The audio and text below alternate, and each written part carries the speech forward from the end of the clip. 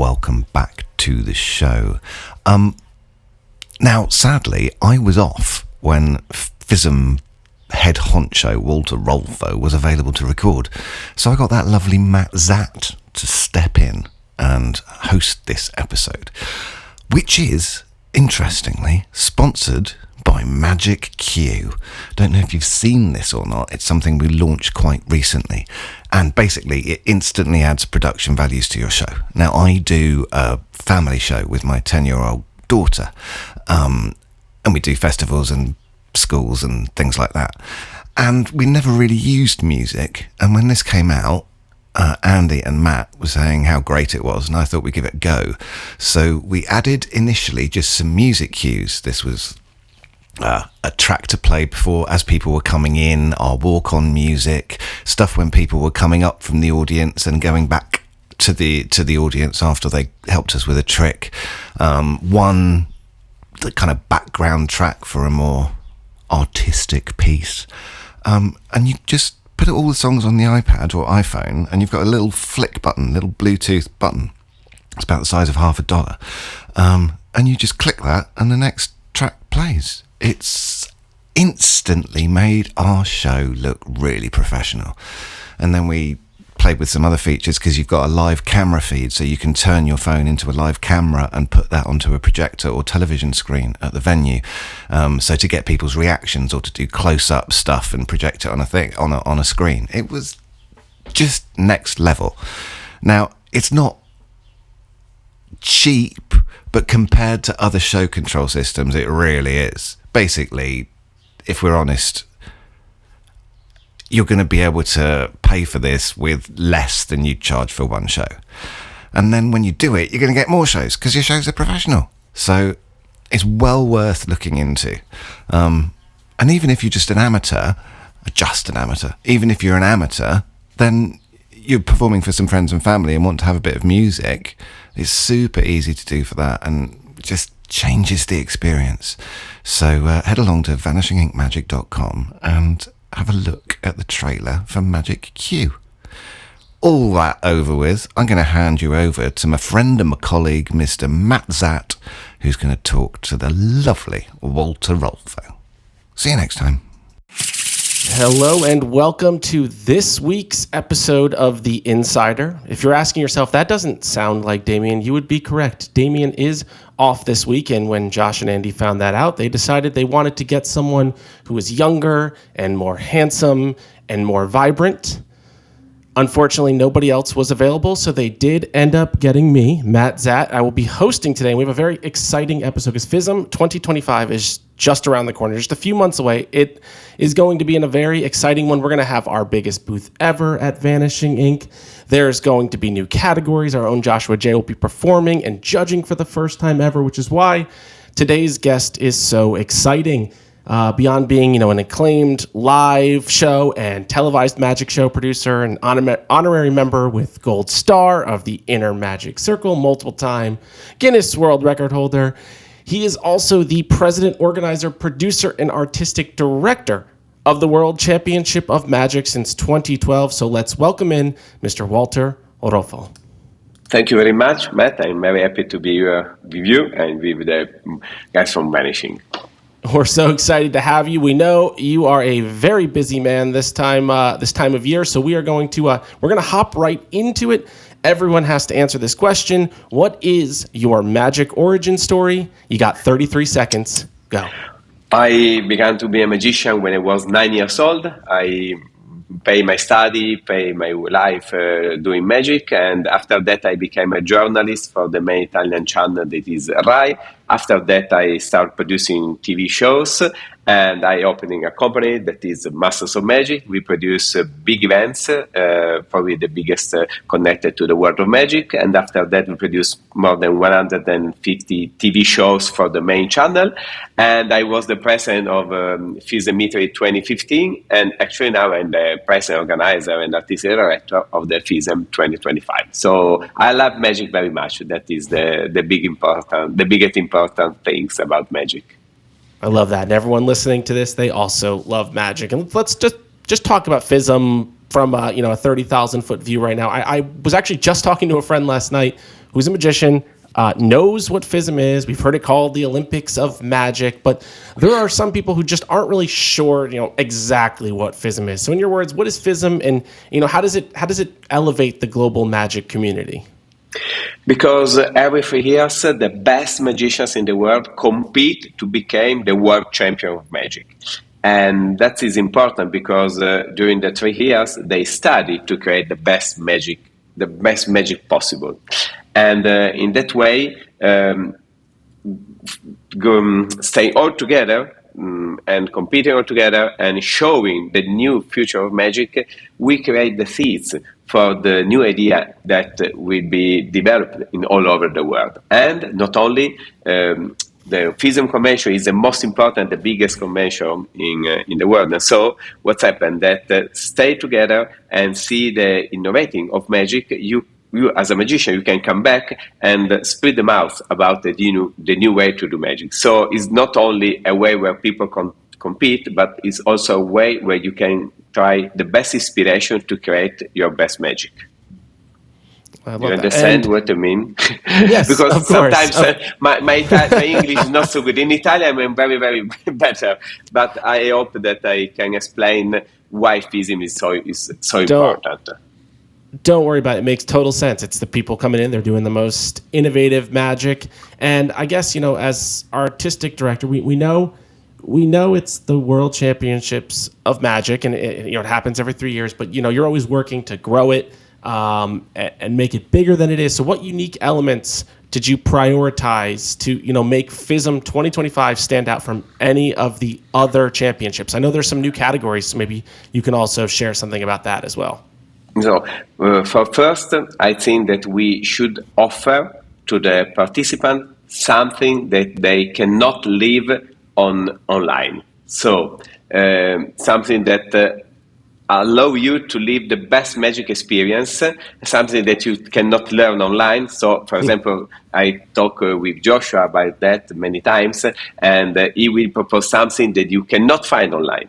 And so that is the first secret. The second one is that I believe that magicians, stay together.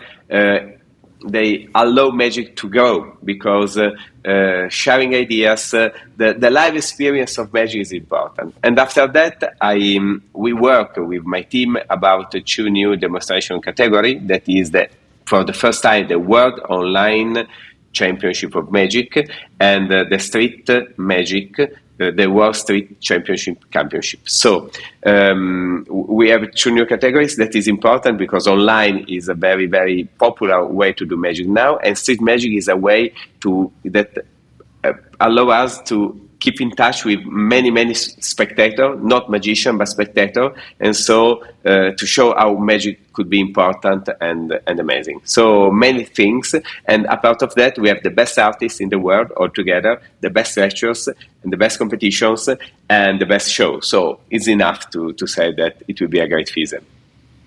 I love that. And the online magic in one particular, it's broken down into its own subcategories. I know we are honored to have a nomination for our newsletter, but it has the podcast. And so just in your mind, there are some people who think, okay, online magic is detrimental to the art, but clearly the World Championship of Magic disagrees. So in your mind, how does online magic help grow the art, and why is it so important to honor it at the biggest competition of magic in the world? Obviously in online magic, but as on the theater magic, on the close-up magic, on the street magic, we have good artists and bad artists. So online is just a medium where you can find good magic or bad magic. And obviously we will not accept a magician that explain tricks or that they say the secrets behind magic, but artists that use the online like a stage. For example, Xavier Mortimer is great. He's doing very amazing magic. Maybe Chris Ramsey that has so many young artists that learn magic from him. The important for me about the street magic is, first of all, that permit us to show what FISM is to a bigger audience, because Can you hear me? Yes, you're just fine. Okay, to a bigger audience, because maybe in the world of magic, the FISM world of magic, the magic circle, we have 3,100 magicians in the 300,000 magicians in the world, but we have maybe 10 millions of people that love magic and they don't know FISM. So it's a way to catch more magicians to our world. And there are many ideas, many innovative ideas in the online magic, and that is cool because we can maybe steal some ideas, magic props that we can use also in the live magic. And last but not least, online is a reality, and so we must give value to this new reality because many good magicians born online, and is a value that FISM has to valorize to give value to them. Well, and so some of the criteria that will be judged, like how will street magic be judged differently than the standard close-up micro magic category? Is there different things you're looking for? Are there different styles of magic? What sort of differentiates street magic to generate its own category? So we have, as you know, in the FISM contest, we have some FISM rules, and we have that's called the FISM level. So if you are not good enough, you cannot, you will not admit to the medal. So you must have a FISM level that is high enough to be allowed to the prize. And we have different value that you have in the paper of the judges about originality, about creativity, about showmanship, about techniques, about innovation. So those are the criteria. And for the online magic, we add also that you cannot use camera trick, no camera trick allowed, no people that explain magic, obviously, and for the most important things, the video should be is not a video that. Sorry, the most important thing is that difficult to explain. That is a real magic doing on camera, and so no CGI or something like that. And for the street magic, the rules are the same for the other category because magic is the same. It's a different theater, different stage, but magic is the same.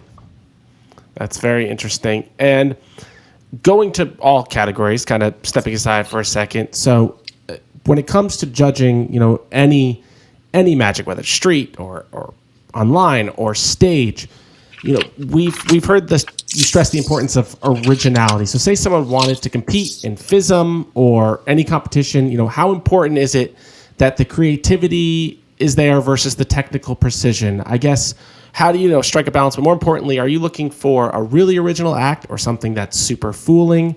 What is the judging when it comes to a general sense? So a judge has, as I told before, some criteria that is fixed, and a part of that they are also spectators. So if something really impress them, it's something that has a value.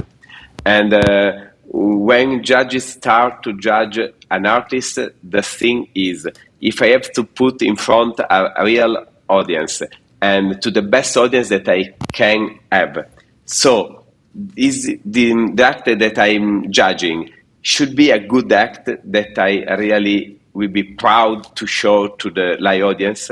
So that is the most important criteria. So something very innovative, but not amazing for the live audience is something that is nice to say, nice to tell, but is not something that we go to medal.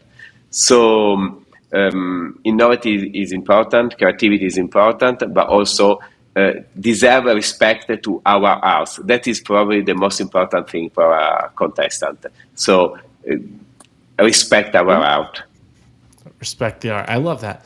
So that also, we've talked a lot about the competition aspect, which I think most people know FISM, the world championships that happen every 3 years. I think that's what most people think of when they think of FISM winner. But it is a larger convention with more elements to it. So just for people who are listening to this or who didn't realize that, what are some of the other elements that are happening? What can someone who buys the ticket, as they should, They should get a ticket right now. What should they expect besides just the best magicians in the world competing on stage or in their respective category? Many things, and I think that a magic convention is a place where magicians should come in, and for 7 days, that will be the FISM for 14 to 19, 2025. So in July, 14 to 19 July 2025, and you will have 6 days without interruption of magic. We invested a lot in one-man show because as a magician, I like to go outside in the country and watch the best one-man show. So we will have 11 one-man shows with the best artists in the world. And that is a great value because you should go to Las Vegas and maybe Edinburgh and maybe London to see such many artists all together. And after that, we will have a lot of party because I believe that magic should also be funny. So we have spaghetti and pizza and beer. So time to stay together because the bad thing is to have time to share magic with someone that you don't know, but maybe we can become friends and maybe we can spend our nights doing magic and magic trick each other. And after that, we will have around 60 lectures with the most innovative things. And I asked personally to all the magicians to do something that they not published before, they not show before. You cannot find online what we are going to see in Torino from the 14th to the 19th of July. And other things, we will have also special galas. For example, for the opening gala, we will have the Grand Prix Gala. All the Grand Prix winners from the past 20 years in the same gala. Unbelievable. Something that you cannot see again and you never see before. So there are many, many reasons to join us in FISM Italy 2025 in Torino. And I really wait for you. And if you want to know more, you can go on our website, fismitaly2025.com, and you will see all the artists on the cast, or the schedule. So many things that you will love it.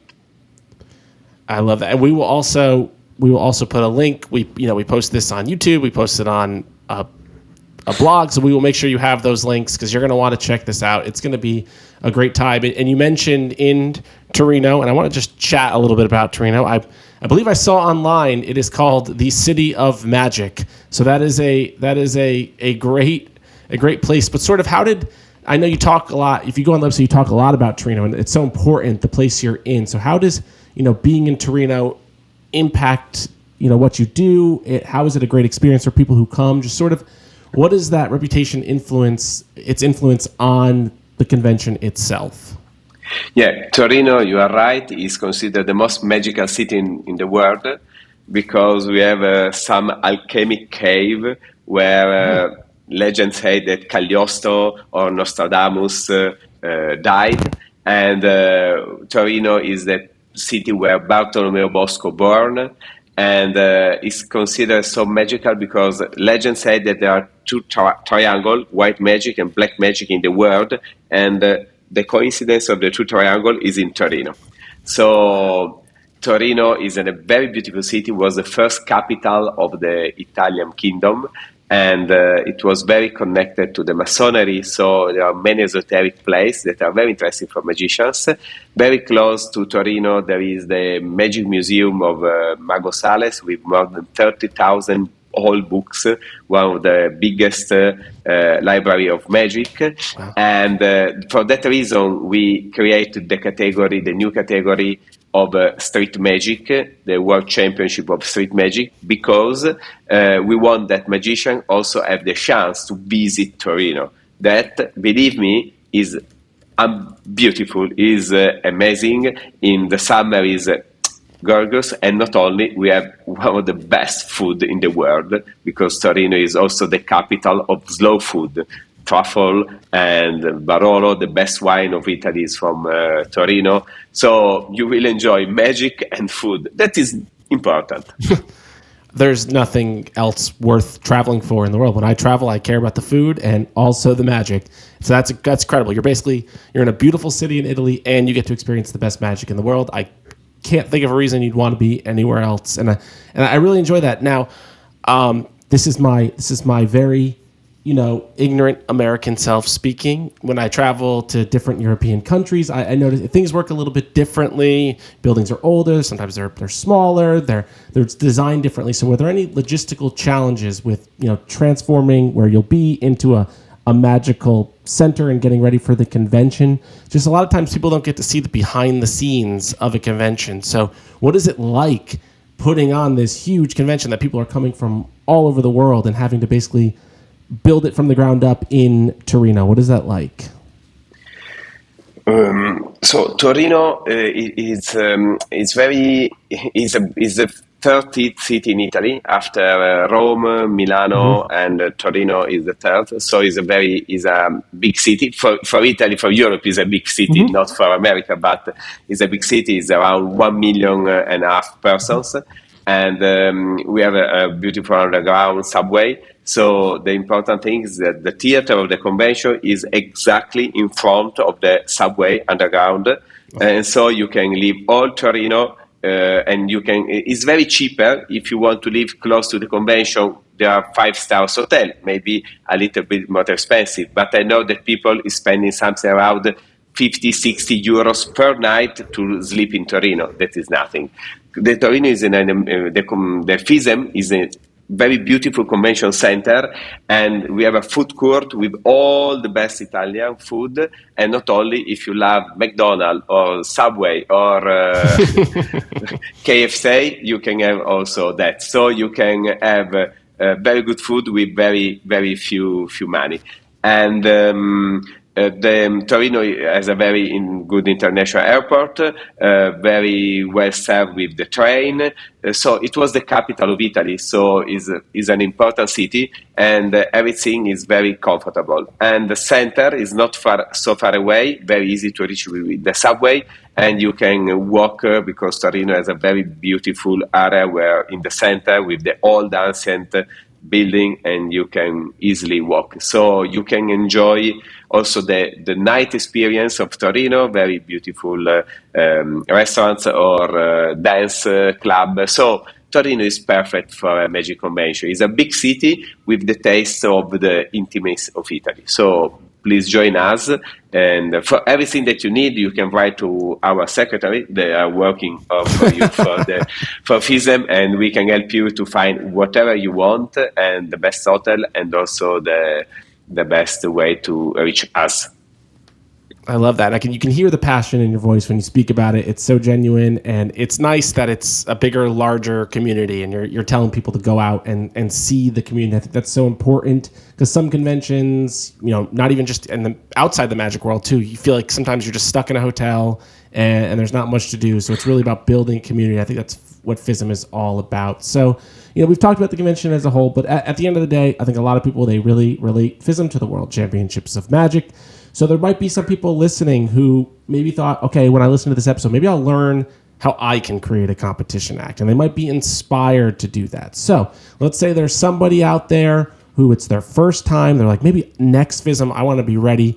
What would you tell them to do, over the next 3 years, maybe till the World Championships again, to create a competition act? What's the first step, and maybe some things they could understand if they want to build that type of act?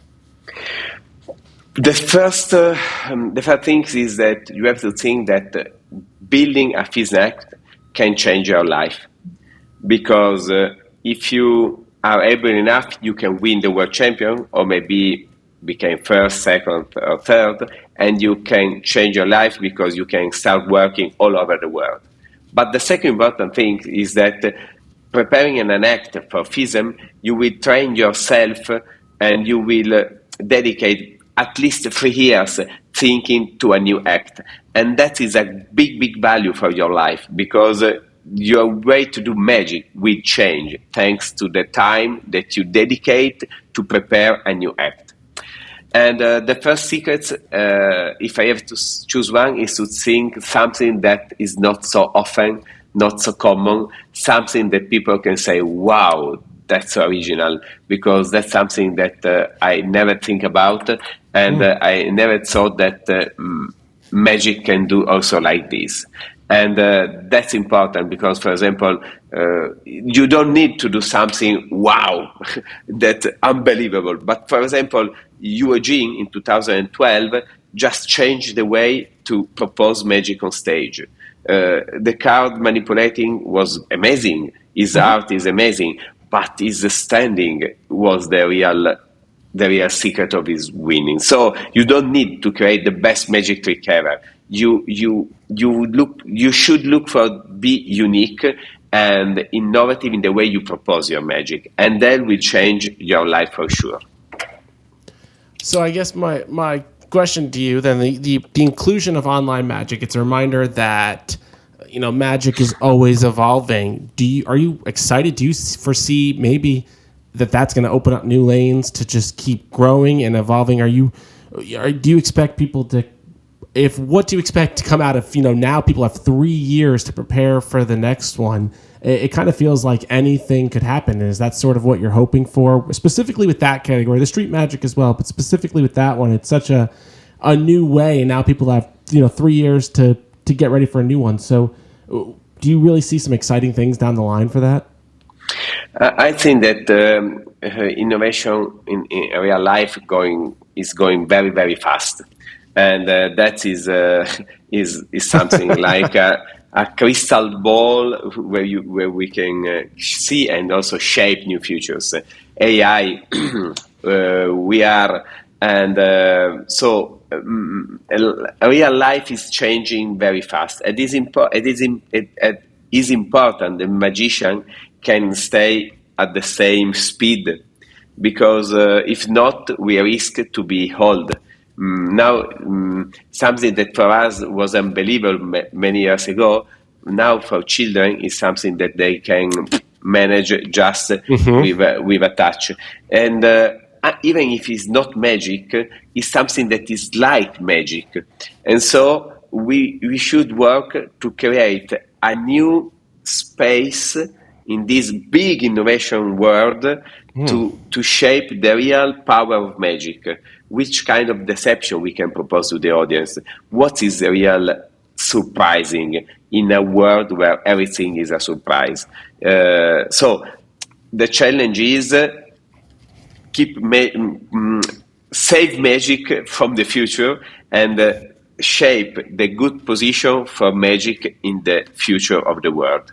And I think that if maybe 5, 6, 7,000 magicians will think a new idea to compete for the next World Championship of Online Magic, maybe we can find a new seeds that can help all the magic community to create a better story for magic. That's great. And to clarify on something, just to make sure I understand, everyone understands, there's no CGI, there's no camera trickery, but if someone maybe records a video from the top down for the best angle that maybe wouldn't be, if someone was sitting around them, they wouldn't see, is that okay for online magic? If you have the camera at the right angle that you need, are those types of things okay? Yeah, because that is the stage. Do you remember that McLuhan told that medium is the message? So for me, every kind of medium has a different message. So every kind of stage has a different misdirection, because the misdirection that I can use on stage is different from the one that I can use close up. And television has different misdirection. Camera for online magic has different misdirection. I remember a very beautiful shows with Orson Welles many years ago, and it did the gypsy thread. And to make the secrets, magicians can understand me, he do something like that. He has the thread, he open the thread, he go outside, say, look at it, and after he come back. Going out of the video, he created the magic. But that was fair, because he's using the medium in the best way. If he was on a table of close-up, maybe he can do a lapping. He's not cheating. He's just using what he has. So using that medium at the best is not cheating. Is knowing it means that you are clever because you know where you are working and you are use the best at the best the place where you are. And it's very different from CGI because CGI is tricking. It's like you is no. But if you use a camera angle, that is part of the medium that you are using, so it's okay. No, that makes total sense. And what I think is really cool that, I mean, I guess just clicked with me is that if you're recording the video, technically anyone from around the world could enter easier than I guess most traditional ways. So someone in America could enter just by recording a video in their home and entering that way. Is that correct? Yeah. You can. Sorry, I don't understand. Can you repeat, please? Yeah, sorry, you broke up a little bit there too. So I said it expands to, I guess it greatly expands how many people can enter, since you're recording. Most people are going to be recording in their home, from the comfort of their home, and submitting. So it really expands the reach of how many magicians can get involved. Because I, don't live in Italy, I can, without having to make much effort in terms of travel and accommodations and setting up maybe on a stage to record, I can just record in my home, which I think opens it up to a lot of people, especially a younger generation who's used to performing that way. And it seems like that's exactly how it works, correct? Absolutely, yes.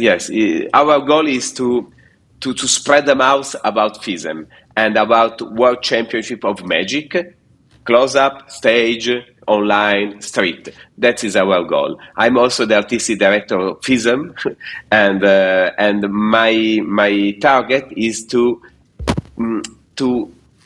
involve as people as possible to magic. So I agree with you. In that way, we are giving the opportunity to everybody to become the world champion of magic, and there is no problem about money, traveling, just the creativity and the aim to become the best. And so I think that is very, very good, and it's very democracy way to spread the mouth about magic. I think it's great. I think it's no secret that magic can often be slow to adapt, and it's great to hear you talk about it. You're right. Like going back to what you said a few minutes ago, it's a medium. It's a medium that we're now allowing. You're not saying use cameras to cheat and CGI and tricks, but you're saying it's just another medium, and I think it does expand it, and it's really a great thing. And so I guess, speaking about FISM 2025, I think you've sort of answered this, but, what are some other ways besides, being focused with the filming and the social media? What are other ways that magicians can stay relevant? I've gone to events and, people are talking about AI and all that stuff and how that's sort of like magic to them. How can magicians be staying fresh and relevant, not just for a magic judging criteria, but just for audience expectations? What are some other things they can be thinking about? I think that for many years, magic, it was a way to propose a trick, and the trick was the power. I know more tricks than you, so I am a better magician. Obviously, there were many artists and great artists, legendary artists. But for the 80% of magicians that work in the wedding or in the pub or maybe in the convention, it was for most of them, I know some secrets that you don't know. Now everybody can have the explanation of the magic tricks here. Sometimes during the show you have some spectator that Google the secrets. So secrets is not the power anymore for me. For me, the power is to create art with our secret. So what I really would like to give as an idea with the FISM 2025 is that magic is a real great art. Secrets is part of this art, but you really now, because secret is not a secret anymore, you must be a good actor, you must be a good I don't know the name. You must you must have showmanship. You must have a good text. You must work on music. Maybe be a dancer. So art is the world thinks. Magic is the most important part of the things, but is not enough. So, in the future, magician should be more artist than only magician. That's my opinion. I think that is a great way of putting it. So we have just a few more minutes, so we're gonna do some quick questions because you've done some great stuff. We've learned all about FISM. Let's get into some quicker questions. So I think we'll go back a second for performing on stage. I've talked to people; they've practiced their FISM act multiple times, yet there's still those nerves. So what are some tips for a competitor to calm some nerves before a big performance? Everyone has his secrets. For example, I remember Vito Lupo told me that before the shows you have to shake your hand. That is Vito Lupo tips. But for me, what I teach to the magician is that have a little bit of nervousness is important. So start thinking that nervousness is okay, right word? Nervousness, yes? Yeah. Is not something that you have to fight, but something that you have to accept. And there is no good artist without a little bit of nervousness. And sometimes the best shows start with the right size of nervousness. So change the point of view. It's not an enemy, but something that if you use at the best is a good friend. That is what I think when I'm going on stage. I think that I have a little bit of tension is good because I never underestimate audience, I never underestimate shows, and so not eliminate, find a good balance inside you, and that is the most important things. And also things that nothing is the final of the life. We will also have a new occasion, a new chance, even if sometimes we don't believe that. And I'm old enough to say that you will forever have the second chance. So enjoy the best one and expect for the second. No, that's fantastic. I heard someone once said it changed my whole perspective that being nervous shows that you care about what you're about to perform. And I think you said the same thing there. So I guess if someone is coming as a FISM competitor, what's a couple things, 1, 2, 3 things that every competitor should know? Some quick hit things they should, maybe how they should prepare, what they should look for. If you want to compete, what are some things you should know? So when you are already started, the 3 things that you should know. One of the biggest secrets is how to take the applause of the audience and enjoy for the applause, because some competitors finish the act and run away from stage, but that is very important because have the power to accept the applause and waiting for the right applause and enjoy is something that is important, even because at the end judges also listen the number of applause, even if they should not, but at the end. So that's important. And second one is enjoy the competition, because the biggest gift of the competition is not the prize, but all the path that you run. Because not for emotional things, but because you created a new act, and with the new act you can work in your real life. And so that's important, because you come back at home with new experience and with a new act that is ready to perform on stage, and maybe it's good for earn money. So the FISM is important because you spend time to work on that. And third secrets, find a way to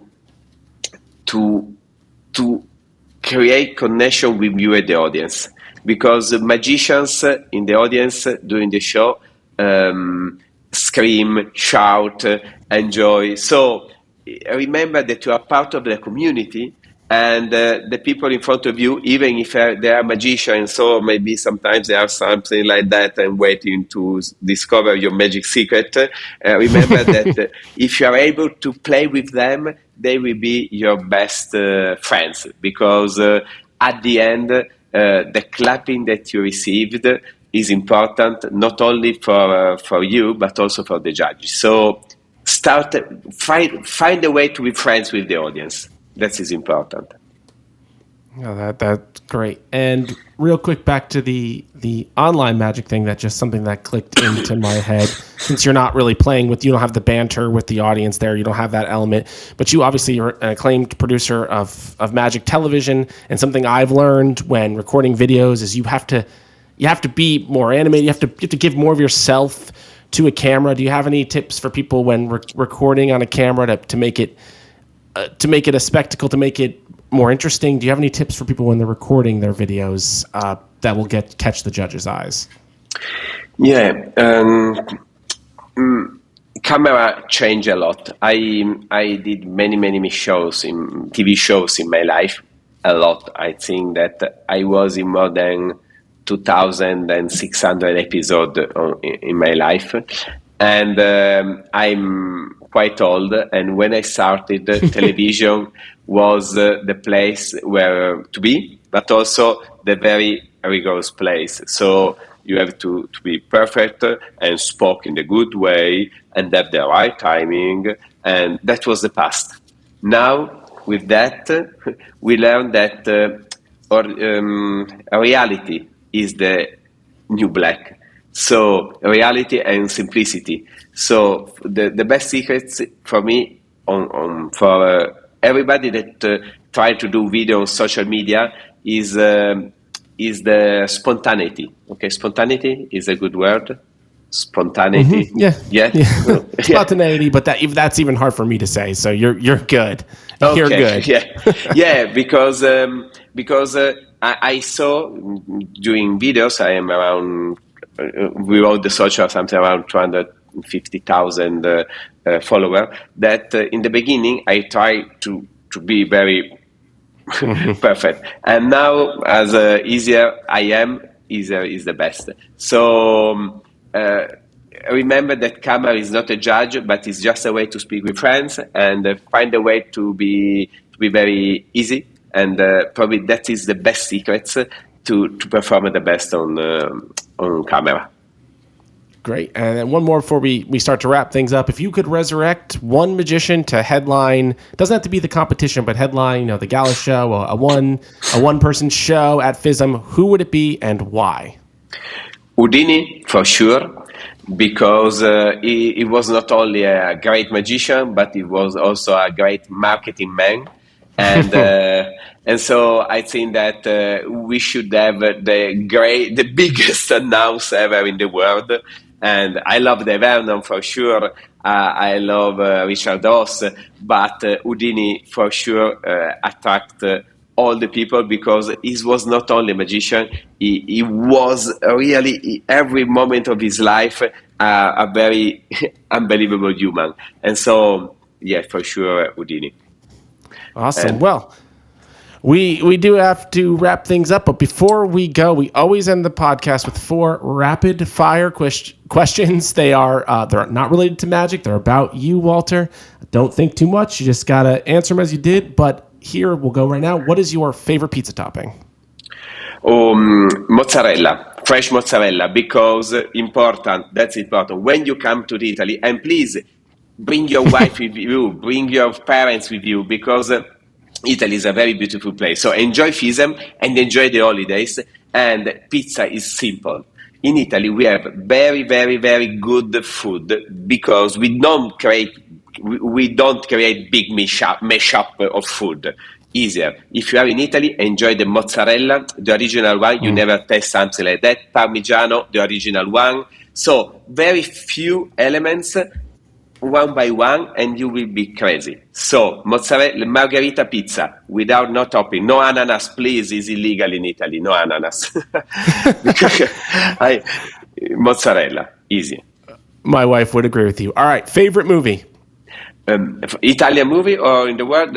For magic, I love The Prestige. I love Nolan as a director. The Prestige, the best one. And if you want, I can say to you, oh, wow, the sentence that I love when he said that the real secret of a magician is the total devotion to our hearts. That's an amazing feeling. favorite person or people, band that make music? Wow. You don't know because they are from Italy. I love Fabrizio D'André, that is like a poet. Mm-hmm. And he's not so famous because he's old now, but he's amazing. He changed the music in Italy. So if you come in Italy, you can also listen to him. And if you want, you can also have Gabri Ponte, that is a new DJ that is working all around the world. So you can dance in Italy or inspiring you in Italy. You can choose. Great. And the final question of today's podcast, if you had to fight, you had to physically fight to save your position at FISM, would you rather fight one giant Andy or 100 tiny Joshua Jays? Wow, I don't understand, please. I know that is a tough question, so I don't understand. Nope, it's a tough one. So if you had to get in a fight, it's a hypothetical question. If you had to get in a fight with one giant Andy Gladwin, or you had to get in a fight with 100 tiny little Joshua Jays, which one do you think you could take? Wow, I think one giant Andy Gladwin, because I know that Joshua is a very determined one. And 100 Joshua, it will. I think that I have everywhere attacked probably. So it will be. I think that I will die in both of them, but probably I will have more chance. But 100 Joshua, it will be very tough. And sorry, one thing I forgot to give you some name for the cast, if it's still possible to give you. Absolutely. So because he's amazing. And so, for example, we have Mac King, one-man show, questionnaire. Richard Wiseman with his special one-man show. Joshua J, obviously, Jason Latimer, Sosa Victoria, Hector Mancha, Peter Murray, Topaz, Miguel Munoz, Armando Lucero, David Williamson, Eugene, Hugh Germain, Laurent Piron, Paul Wilson, Arthur Benjamin, Alain Choquette, Danny Dortis, Danny Garcia, Norbert Farré, Marco Zoperanda, El Getum, Bunny Bossi, Luis De Matos, Florian Sambé, Chris Huntley, Xavier Mortimer, Michael Hammer, Arturo Brachetti, Aaron Crow, David Stone, Mario Lopez, Jackie O, Clayton Antons, Steve Valentine, Chris People, Mike Gagaya, and Michael Hammer, and many, many, many more to come. So it will be an unbelievable FISM. Please join in Italy, because I promise that you will experience the best magic experience of your life. We're waiting for you. I can't think of anywhere else in the world you could see all of that talent in one place, and we are so happy you shared that with us. We can't wait to see you with our biggest booth ever, and Joshua J is going to perform, like you said, and he's also going to judge. It's going to be a great time for both FISM and Vanishing Inc., but with that, we have to say goodbye. Thank you so much, Walter Rolfo. We appreciated you being here, and we hope to see you again very, very soon. Thank you very much, Matt. Thank you to Andy, to Josh, to all the people from Vanishing Inc. that are following us. And it's true, it will be the biggest boost ever in the Magic Convention. So I'm waiting to be amazed and surprised for your creation. And so waiting for you in Italy. And thank you very much for the time.